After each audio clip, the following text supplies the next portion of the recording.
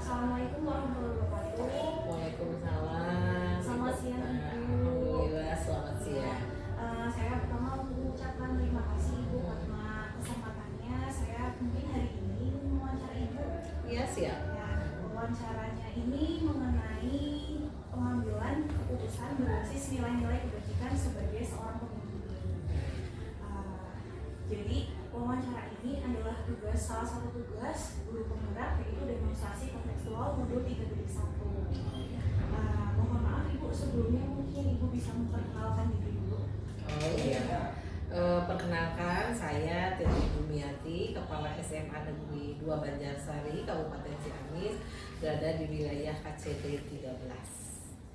Terima kasih Ibu. Saya lanjutkan pertanyaan. Iya. Di sini ada beberapa pertanyaan. Pertanyaan yang pertama adalah, selama ini sebagai seorang pemimpin, bagaimana Ibu dapat mengidentifikasi kasus-kasus yang merupakan dilema etika atau rujukan moral? Ya. Biasanya mengidentifikasi kasus-kasus yang kaitan dengan dilema etika atau rujukan moral itu ditemukan pada saat guru BK atau wali kelas memberikan konfirmasi melalui wakasek kurikulum atau kesiswaan. Nah, dari situ biasanya dikoordinasikan dengan pimpinan, maka kita bisa mengidentifikasi. Jadi biasanya hadir identifikasi itu setelah ada laporan atau masukan dari guru BK, wali kelas melalui wakasek kesiswaan atau kurikulum. Oh iya, seperti itu.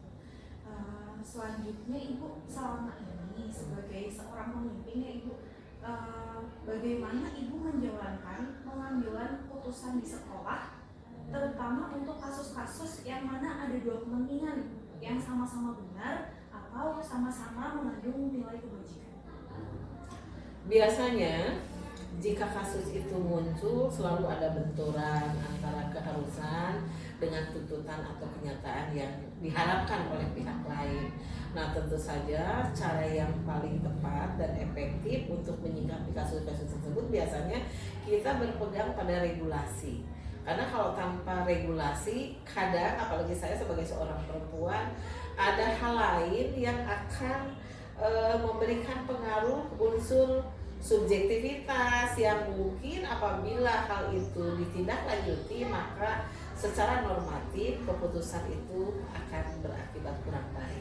Itu mungkin. Jadi tetap kita ke regulasi atau aturan yang secara akademik mampu menyelesaikan berbagai kondisi. Itu mungkin. Selanjutnya, langkah-langkah atau prosedur seperti apa yang biasa Ibu lakukan selama ini untuk menghadapi masalah tersebut? Iya, biasanya kita berkolaborasi. Yang pertama di tataran mitra kerja kan ada wakil kepala sekolah, ada bagian kurikulumnya kalau terkait dengan masalah akademik kurikulum, kemudian kesiswaan, sarana prasarana, dan kehumasan yang terkait dengan kemasyarakatan. Nah, biasanya dengan kolaborasi itulah kita bisa beroleh masukan atau sharing sehingga keputusan itu diambil setelah ada masukan dari pihak lain, termasuk juga kita libatkan guru BK, wali kelas, dan guru mata pelajaran. Jadi semua punya pelibatan dalam memberikan masukan walaupun putusan akhirnya ada di kebijakan pimpinan. Dan ini pun bisa ditambahkan juga pihak komite yang bisa memberikan masukan apabila itu ada aspirasi dari masyarakat. Seperti itu. Jadi kolaborasi sehingga putusan yang diambil itu berdasarkan pertimbangan matang karena ada masukan dari berbagai pihak. Seperti itu SOP-nya. Selanjutnya Ibu, hal-hal apa saja yang selama ini Ibu anggap efektif dalam pengambilan keputusan dalam kasus-kasus dilema etika? Ya, itu kembali itu tadi kita akan melakukan sebuah pengambilan keputusan ketika ada dilema etika atau rujukan moral, kembali ke regulasi, karena hanya dengan cara itu kita mampu menegakkan aturan. Jadi kebenaran itu memang sebenarnya nggak relatif. Jadi diprioritaskan seperti itu. Begitu ada ujukan lain, pendekatan persuasif yang dilakukan, berarti sejauh mana kita tegak dengan normatif, dengan regulasi. Saya kira hanya dengan cara itu, karena kalau kita banyak pertimbangan yang akhirnya mungkin kena bujukan atau hal lain ada nggak enak hati, nah kita tetap konsisten dengan regulasi seperti itu, ya. Selanjutnya hal-hal apa saja yang selama ini merupakan tantangan Ibu dalam pengambilan keputusan pada kasus-kasus Dilema itu ini misalnya begini, ada anak jarang masuk misalnya, ini ada saudaranya dari wali kelas atau dari saudaranya pihak komite atau dari guru lain yang mendesakkan keinginan minta pertimbangan. Nah, ketika meminta pertimbangan itulah ada unsur kemanusiaan yang dalam tanda petik akan memberikan sebuah desakan kepada kita untuk memberikan putusan yang memang harus tepat atau adil, akan tetapi ada pihak lain yang memberikan pengaruh, tapi dalam hal ini pengaruh itu sejauh dijelaskan alasan utamanya pengambilan keputusan itu bahwa aturan itu adalah prioritas, maka kita bisa menjelaskan ke pihak lain bahwa ini memang keputusan yang harus diambil. Jadi memang dilemanya seperti itu, kita mau menegakkan aturan tapi ada hal-hal lain yang secara kemanusiaan harus kita pertimbangkan. Nah, apabila sudah seperti itu, maka tetap berarti kita harus mampu menjelaskan dulu secara regulasi harus begini agar mereka paham, atau diambil win-win solusi. Win-win solusi misalnya begini, kita akan buat sesuatu yang mungkin menyenangkan mereka tapi aturannya tidak dilabrak seperti itu. Jadi intinya seperti itu, paling seperti itu dilema, dan itu sering terjadilah di mana. Selanjutnya, apakah Ibu memiliki jadwal tertentu dalam sebuah penyelesaian kasus dilema etika? Misalnya Ibu langsung menyelesaikan saat itu juga atau di tempat itu juga, atau menyelesaikan menurut jadwal atau membentuk prosedur seperti itu? Kalau secara terjadwal tidak, karena yang namanya temuan dilema etika atau bujukan moral itu datang kadang tidak tentu. Jadi kalau pada saat itu bisa diselesaikan, setelah terlebih dahulu meminta masukan mungkin bisa diselesaikan. Tapi apabila tidak, mungkin kita bisa menunda. Tapi cenderung rata-rata bisa diselesaikan pada saat itu, tapi terlebih dahulu dengan memberikan kesempatan kepada mitra kita untuk memberikan masukan. Tidak terjadwal, karena biasanya yang seperti itu memang datang tiba-tiba, tentatif seperti itu. Selanjutnya, adakah seseorang atau faktor-faktor apa saja yang selama ini mempermudah atau membantu Ibu dalam pengambilan keputusan dalam kasus-kasus dilema etika? Ya, biasanya yang mempermudah ya mitra kerja saya.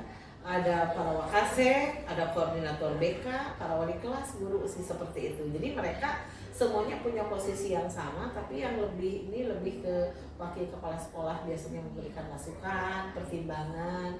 Kemudian kalau kasus-kasus yang krusial biasanya guru BK juga memberikan pertimbangan.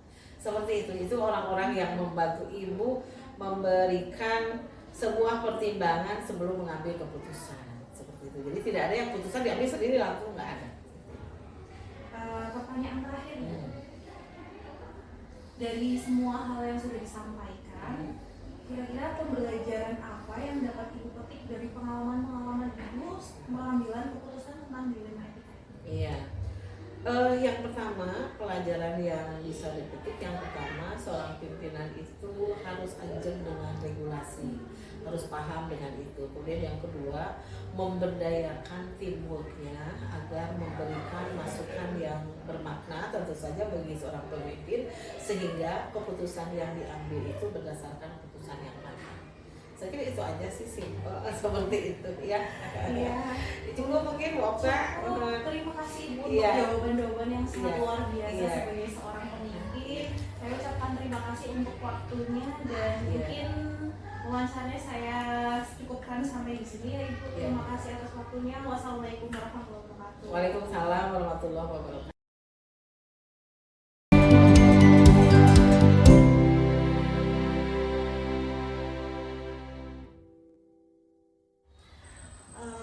Assalamualaikum Ibu. Waalaikumsalam. Gimana kabarnya? Alhamdulillah sehat. Ya.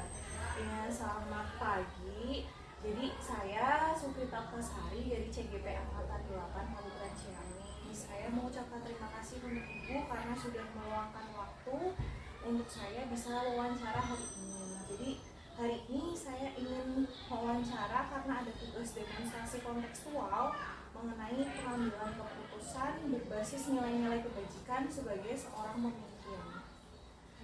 Nah, mohon maaf Ibu, sebelumnya mungkin Ibu bisa memperkenalkan diri dulu. Langsung ya.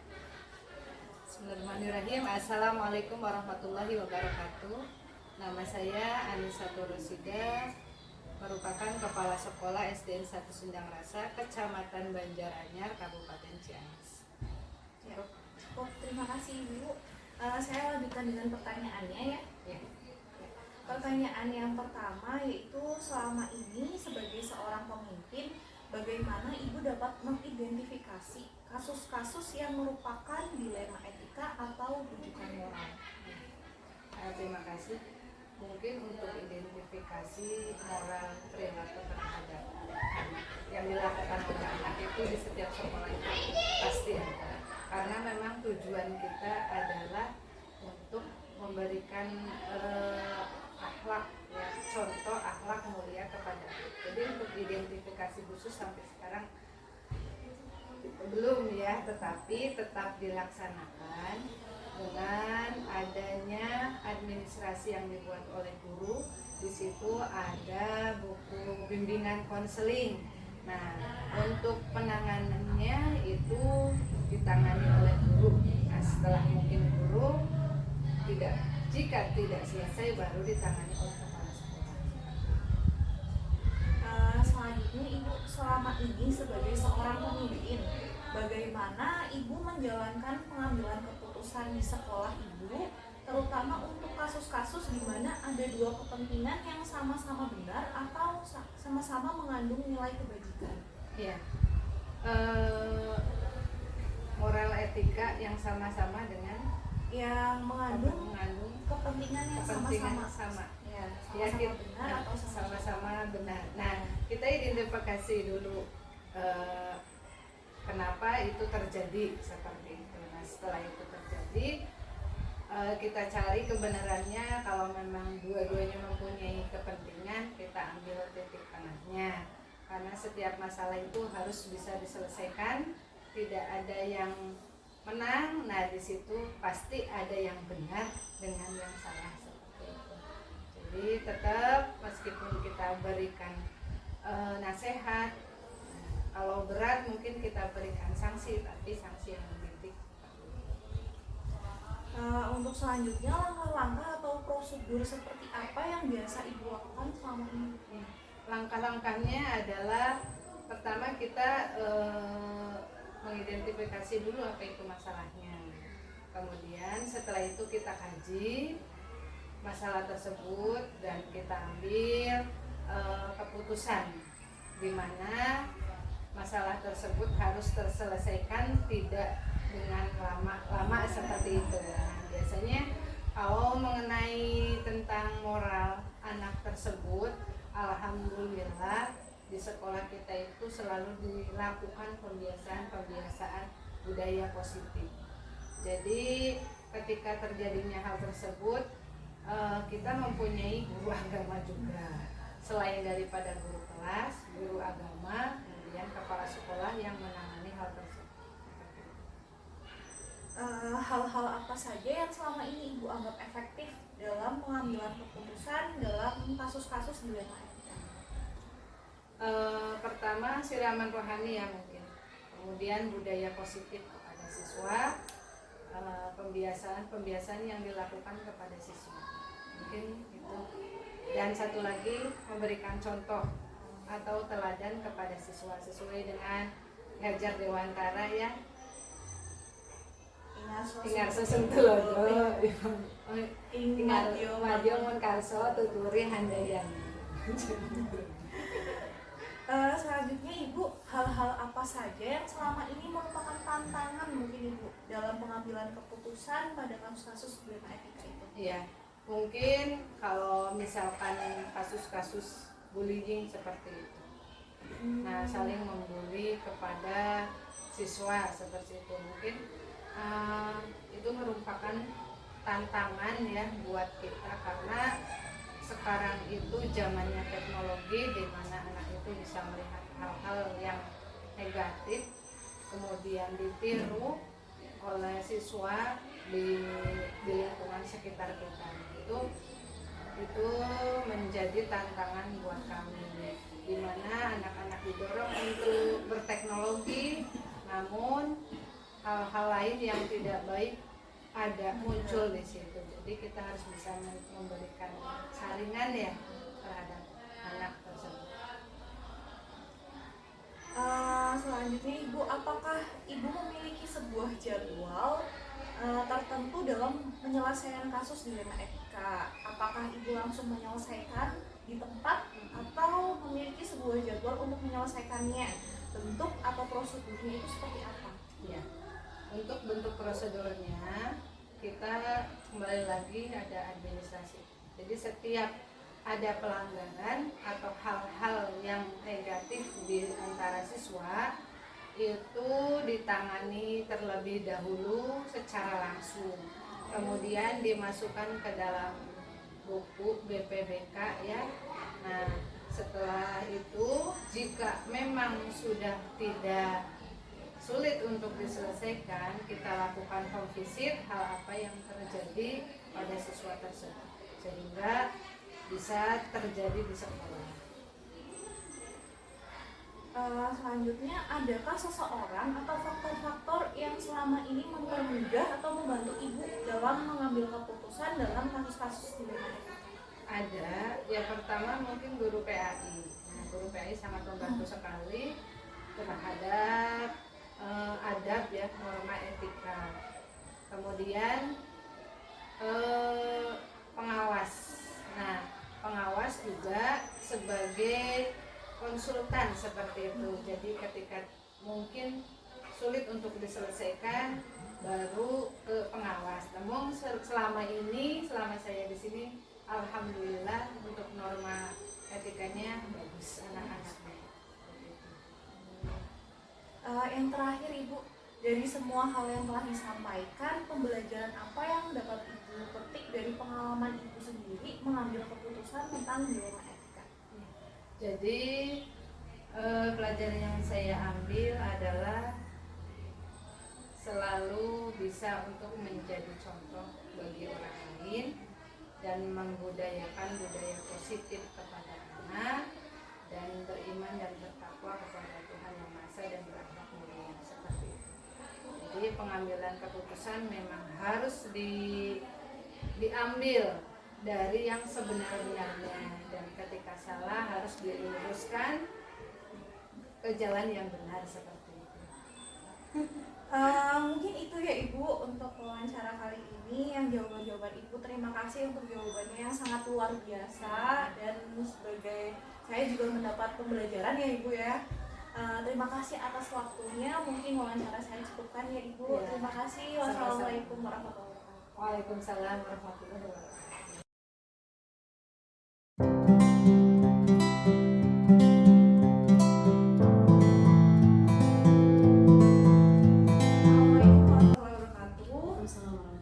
Selamat pagi Ibu.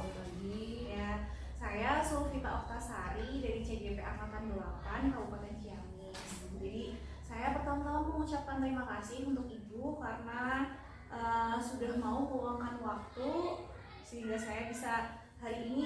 Niatnya saya untuk wawancara. Kebetulan saya ada tugas demonstrasi kontekstual mengenai pengambilan keputusan berbasis nilai-nilai kebajikan sebagai seorang pemimpin. Dan tugasnya adalah untuk mewawancarin pimpinan sekolah seperti itu. Mohon maaf Ibu sebelumnya, bisa untuk Ibu memperkenalkan diri dulu. Perkenalkan, saya Sri Mulyani, SPDI Kepala SD Negeri 3 Cikaso, Kecamatan Banjaranyar. Hari ini insya Allah saya bersedia untuk diwawancarai oleh Ibu. Kita berbagi, kita sharing, sama-sama belajar tentang apa yang tadi akan diwawancarai. Terima kasih Ibu. Saya lanjutkan dengan pertanyaan wawancaranya.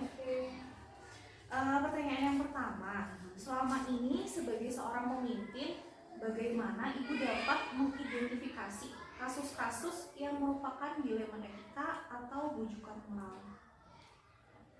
Saya bisa mengidentifikasi kasus-kasus yang terjadi di sekolah dari apa yang terjadi di lingkungan sekolah sehari-hari. Karena lingkungan sekolah kita kan cukup strategis ya. Jadi dari kantor saja posisinya sudah terlihat apa yang terjadi di sekolah, atau di lingkungan sekolah juga sudah terlihat karena posisinya cukup strategis. Jadi dari kejadian sehari-hari itu kita bisa mengidentifikasi masalah-masalah yang terjadi, dan dari pembicaraan laporan dari guru-guru itu juga bisa cukup untuk mengidentifikasi kejadian-kejadian yang ada di sekolah.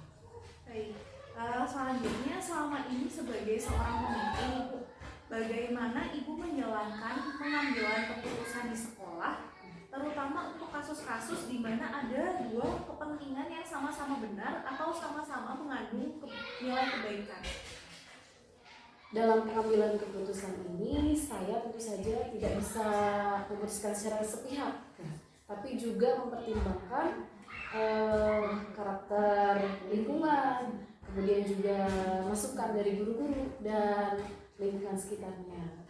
Jadi dalam mengambil keputusan ini, saya juga setiap mengambil keputusan, apalagi yang berhubungan dengan etika, moral atau bujukan moral ya, kita pertama saya pikirkan dulu atau pertimbangkan dulu, identifikasi dulu masalahnya apa, kemudian kasusnya seperti apa, berhubungan dengan siapa saja. Kemudian saya, kalau misalkan masalahnya itu cukup berat, saya ajukan juga atau saya diskusikan dengan guru-guru langkah-langkahnya seperti apa. Kemudian setelah mendapat data-data masukan dari guru, saya identifikasi dulu, barulah nanti diambil kebijakan. Berarti tadi untuk langkah-langkah atau prosedur yang biasa Ibu lakukan itu tadi tahapannya seperti apa? Prosedurnya, untuk prosedurnya yang biasa saya lakukan untuk pengambilan kebijakan, pertama saya identifikasi dulu ya, masalah yang terjadi itu seperti apa, seberat apa, dan hubungannya dengan siapa saja. Misal pernah kan terjadi di sini ada masalah yang berhubungan dengan etika dan moral. Nah, masalahnya apakah itu berhubungan dengan sekolah lain atau dengan masyarakat sekitar atau hanya di sekolah? Nah, kebetulan yang pernah terjadi di sini masalahnya justru berhubungan dengan sekolah lain, dengan lingkungan masyarakat, bahkan dengan pihak desa juga pernah sampai dengan seperti itu. Setelah diidentifikasi, kemudian saya kaji dulu masalahnya, akar masalahnya di mana. Saya konsultasi dengan orang tua, wakil dari orang tua komite siswa, sebenarnya kejadiannya di lapangan seperti apa gitu ya. Nah, setelah cerita dengan komite sekolah dan mengetahui karakter lingkungan, apa yang diinginkan oleh lingkungan, karena itu berhubungannya kan dengan lingkungan dan sekolah yang lain, itu kebetulan masalah yang terjadi. Saya tahu karakter lingkungan seperti apa yang diinginkan, saya buatlah rencananya, polanya seperti apa, baru kita praktek eksekusi untuk menyelesaikan masalahnya. Berikutnya, hal-hal apa saja yang selama ini Ibu anggap efektif untuk mengambil keputusan dalam kasus-kasus ini? Yang saya anggap efektif untuk mengambil keputusan tentu saja pertama kita harus punya rasa peduli dulu. Peduli apalagi berhubungan dengan anak kita. Nah, ini kepedulian ini sangat penting. Karena kita harus menjaga perkembangan si anak supaya tetap bisa berkembang maksimal. Walaupun padahal kan si anak tersandung masalah ya, etika moral gitu kan, apalagi berhubungan dengan moral. Jadi ada potensi untuk dikucilkan, ada potensi untuk tidak disukai oleh orang lain, karena orang kan hanya melihat apa yang terjadi tanpa tahu latar belakangnya seperti apa. Saya harus punya kepedulian dulu kepada si anak supaya bisa menjaga mental anak, supaya si anak bisa tetap merasa terlindungi dan bisa terus berkembang potensinya. Saya juga harus mempertimbangkan juga keinginan masyarakat. Yang kedua, harus mempertimbangkan keinginan masyarakat seperti apa, karena masyarakat ingin pada waktu itu harus ada tindakan dari sekolah, bahkan cukup bergejolak di masyarakat, karena masalah ini bisa mengajak anak yang lain. Jujur ini terus terang aja ya, masalahnya kan ada jadi ada anak di satu sekolah yang lain itu ada yang sudah ada bunga-bunga membentuk geng. Ya, ada kecenderungan membentuk geng dan mereka bahkan sudah ada perkumpulannya.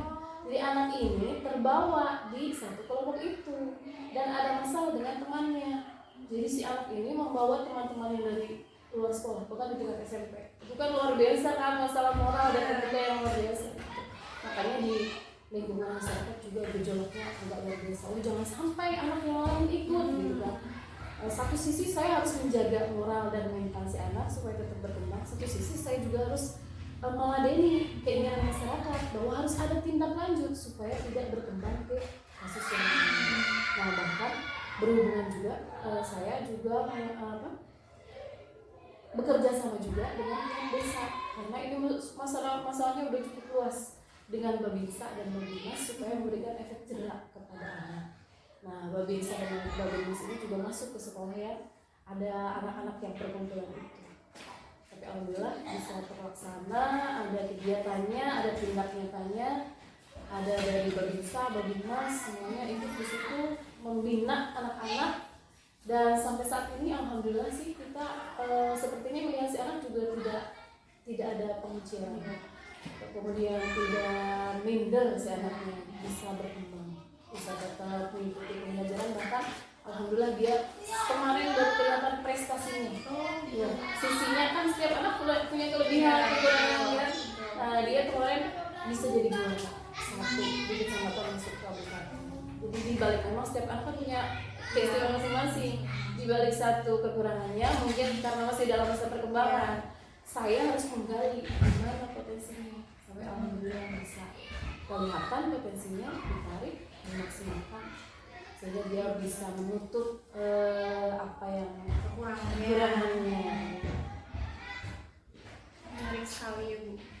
Bu, selanjutnya hal-hal apa saja yang selama ini merupakan tantangan dalam pengambilan keputusan pada kasus-kasus dilema etika?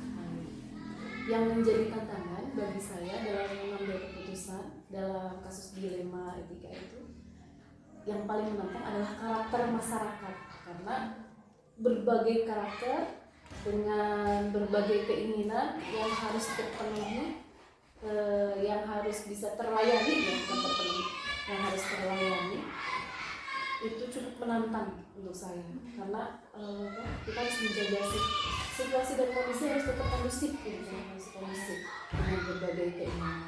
Kemudian tantangan berikutnya adalah dari anak-anak itu sendiri, karena setiap anak beda-beda. Dalam kasus dilema etika ini, contohnya kita harus kepentingan si anak yang punya masalah itu kan harus terlindungi juga. Sementara yang lainnya, anak-anak yang lain ada yang mengerti, ada yang tidak. Itu cukup menantang. Nah, salah satunya tantangan itu diselesaikan lewat saya titipkan ke guru-guru kalau anak-anak. Guru-guru membimbing anak-anak yang lain supaya situasi tetap kondusif. Itu tantangan ya, yang pertama dari lingkungan, yang kedua dari anak-anak itu sendiri. Selanjutnya Ibu, apakah Ibu memiliki sebuah jadwal tertentu dalam pengambilan penyelesaian kasus dilema etika? Apakah Ibu langsung menyelesaikan di tempat atau mungkin memiliki jadwal untuk penyelesaiannya? Misalnya bentuk atau prosedurnya itu seperti apa yang dijalankan? Kalau secara tertulis jadwalnya tidak ada, tapi sudah dipola aja gitu. Dipola dari mulai identifikasi masalah. Ada masalah, ada laporan dari guru-guru, saya konsultasi ke komite, kita mengidentifikasi di lingkungan masyarakat seperti apa sampai tahap penyelesaian. Secara jadwal tertulisnya tidak ada, tapi sudah ada ini langkahnya yang akan saya laksanakan, yang akan saya lakukan dari mulai perencanaannya seperti apa, tindakan yang dibuat seperti apa, sampai alternatif nanti kalau misalkan ini tidak terjadi apa yang akan saya lakukan. Nah itu, tapi sayangnya baru terpola aja, tidak ada tertulisnya. Harusnya mungkin memang harus didokumentasikan ya waktu itu ya, karena kejadiannya memang cepat dan saya masih baru, jadi harus segera diselesaikan. Iya, harus segera diselesaikan. Jadi jadwalnya masih dibuat tidak tertulis. Selanjutnya Ibu, adakah seseorang atau faktor-faktor apa saja yang selama ini mempermudah atau membantu Ibu dalam pengambilan keputusan dalam kasus-kasus dilema etikanya? dalam hal ini banyak sekali yang membantu saya dalam menyelesaikan masalah-masalah yang terjadi di lingkungan sekolah. Selain dari pertimbangan-pertimbangan saya juga berterima kasih sekali kepada guru-guru yang sudah sangat mendukung dalam pengambilan kebijakan keputusan. Mereka memberikan masukan, kemudian mereka memberikan bantuan untuk membina di lingkungan anak-anak. Itu salah satunya, dan yang lainnya juga faktor lain yang mendukungnya yaitu dari pihak orang tua. Orang tua alhamdulillah sampai saat ini masih sangat terlihat sangat mendukung, apalagi diwakili oleh komite yang luar biasa yang memberikan perhatian yang luar biasa. Bahkan di masalah yang pernah terjadi dengan lingkungan itu, yang anak-anak dengan sekolah lain, bahkan dengan lingkungan, komite memberikan informasi yang akurat sampai pada pemecahan masalahnya, sampai memberikan saran dan pemecahan masalahnya. Komite cukup sangat mendukung sampai selesai. Selanjutnya ini pertanyaan yang terakhir ya. Ya. Dari semua hal yang disampaikan tadi, pembelajaran apa yang Ibu petik dari pengalaman Ibu dalam mengambil keputusan dilema etika? Dalam mengambil keputusan, kita tidak bisa mengambil keputusan secara sepihak, apalagi berkaitan dengan dilema antara dua hal dilema. Saya harus punya rasa peduli kepada anak didik yang menjadi tanggung jawab kami. Kemudian saya juga harus memperhatikan karakter lingkungan dan kebutuhan lingkungan yang harus sama-sama terlayani, sehingga dalam mengambil keputusan ini kita harus lebih bijak, lebih peduli, dan dibuat secara bertahap. Tidak bisa langsung begitu saja diputuskan, tapi harus diidentifikasi dulu, harus direncanakan maknanya seperti apa, pihak yang terlibatnya apa, keputusan yang diambilnya atau tujuannya seperti apa, tujuan dari penyelesaian masalah ini harus sampai di mana.